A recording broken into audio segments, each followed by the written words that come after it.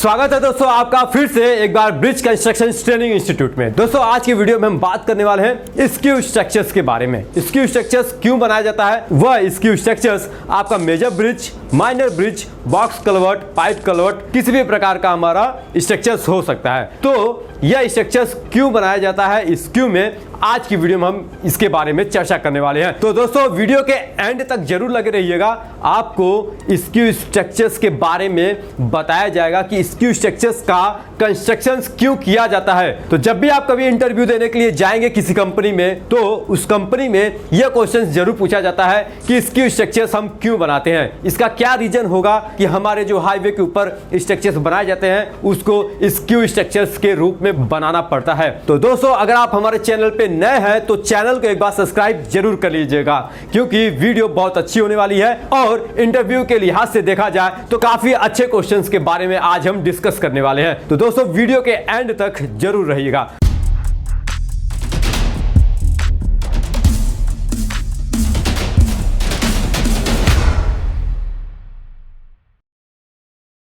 तो जैसा आप देख रहे हैं मेरे पीछे एक स्ट्रक्चर्स मैंने बना के रखा है। आप देख रहे हैं एक नीचे हाईवे है और हाईवे के ऊपर हमारा एक ब्रिज क्रॉस कर रहा है। तो यहाँ पे आपको कुछ स्क्यू टाइप का होगा, यानी स्क्यू का मतलब कि यहाँ पे कुछ जो हमारा स्ट्रक्चर्स है वो टेढ़ा बनाया गया है। ऐसा क्यों बनाया गया है आज इसके बारे में जानेंगे। तो दोस्तों कभी कभी सिविल इंजीनियर यानी कि जो हमारे डिजाइनर होते हैं उनको स्क्यू स्ट्रक्चर्स का डिजाइन करना पड़ता है। उसका रीजन ये होता है कि जब भी हमारा स्ट्रक्चर्स एक 90 डिग्री में होता है उसको हम नॉर्मल या फिर स्टैंडर्ड ब्रिज बोलते हैं, और जैसे वो स्ट्रक्चर्स 90 डिग्री से कम एंगल बनाता है तो उस टाइम हमारा जो स्ट्रक्चर्स का डिजाइन होता है वो डिजाइनर उस टाइम स्क्यू स्ट्रक्चर्स का निर्माण करता है। इसका रीजन ये होता है जब हमारे हाईवे के दौरान वहां पे कोई नदी या फिर कोई नाला अगर वहां से पास कर रहा है, या फिर जो हमारी नदी है वो एक एंगल में है, यानी कि अगर वो परपेंडिकुलर नहीं है, हमारे जो स्ट्रक्चर्स जा रहे हैं, जो हमारे हाईवे जा रहे हैं उसके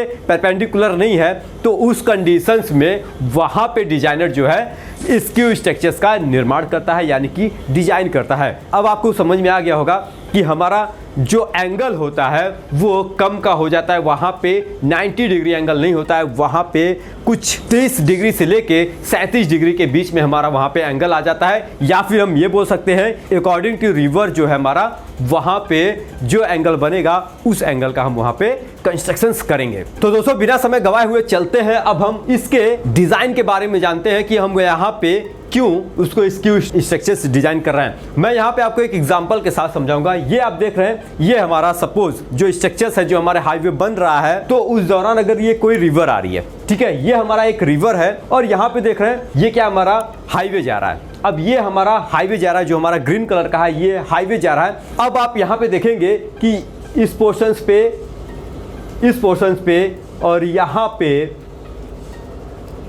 क्या बन रहा है, ये हमारा एंगल बन रहा है, यानी कि ये 90 डिग्री नहीं है, ये हमारा कुछ एंगल बना रहा है, ये 90 डिग्री से कम का है। अगर हम इसको यहाँ पे परपेंडिकुलर स्ट्रक्चर्स बना दे कुछ इस तरीके से, आप देख रहे हैं ये कुछ इस तरीके से हमने परपेंडिकुलर स्ट्रक्चर्स बनाया है, तो ये कुछ इस तरीके से बनेगा। अब इस दौरान आप देख रहे हैं ये हमारी क्या है, ये रिवर है, ये हमारा रिवर है, ये फ्लो कर रहा है, ठीक है, ये हमारा कुछ इस तरीके से फ्लो कर रहा है। तो इस कंडीशंस में आप क्या करेंगे, अगर हमने यहाँ पे 90 डिग्री पे, यहाँ पे हमने 90 डिग्री पे स्ट्रक्चर्स बना दिया, जो भी हमारा वहाँ पे बन रहा है बॉक्स कलवर्ट या फिर हमारा जो मेजर ब्रिज आ रहा है वो हमने बना दिया, तो अब देख रहे हैं आप ये चीज़ें खुली रह गई।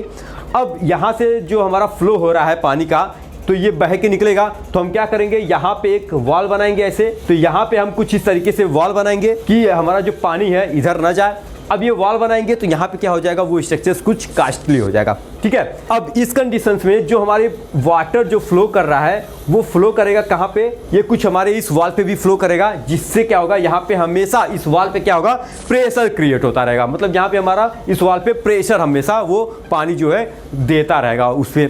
तो इसकी वजह से क्या होगा, हमारा कंटिन्यू जब प्रेशर जाएगा पानी का तो उससे हमारा क्या होगा, स्ट्रक्चर्स जो है कुछ समय के बाद फेलियर हो जाएंगे, वहां पे जो सीमेंट कंक्रीट जो है वो फिर धीरे धीरे अलग होना चालू हो जाएंगे। अगर इसी कंडीशंस में हम स्ट्रक्चर्स को कुछ इसी के अकॉर्डिंग ऐसे बना दें तो ये जो हमारा वाटर फ्लो हो रहा है वो सीधा जा रहा है, ना कि किसी भी वॉल पे हमको उतना प्रेशर देगा।